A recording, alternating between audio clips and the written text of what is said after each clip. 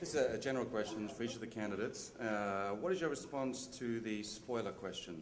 The Green Party entering the race and spoiling it for either the Democrats or the Republicans. Kent Mesplay?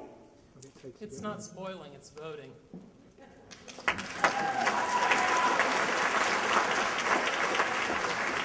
Cynthia McKinney?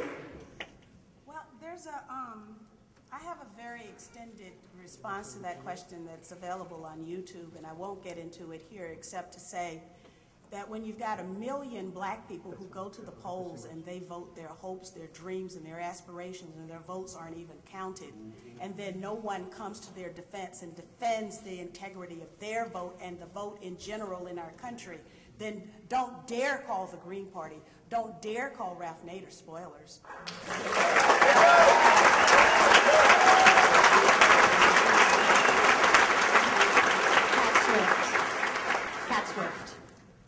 Well, usually my response in Texas is instant runoff voting. And then it's more Democrats voted for Bush than voted for Nader. So, you know, there's a multitude of arguments, and what Cynthia said and Ken said are exactly right as well. Jesse Johnson?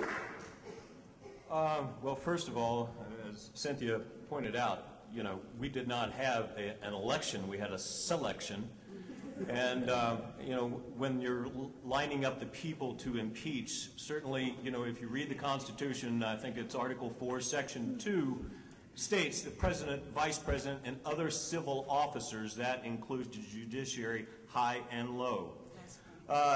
Secondly, as far as the Nader issue is concerned, there were, I believe, 9 other people on the ballot in Florida who got enough votes that would have swung that election, so I don't understand exactly why they would pick on Ralph in that particular instance.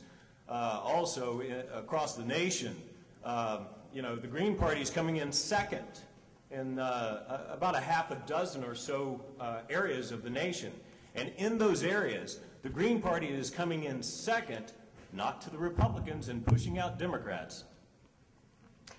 Thank you. Jared Ball.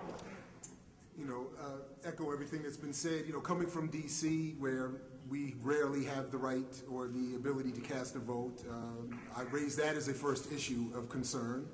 I would also add that this fundamentally is not a democracy as a nation in the first place. So the vote has been put upon us and imposed upon us from day one.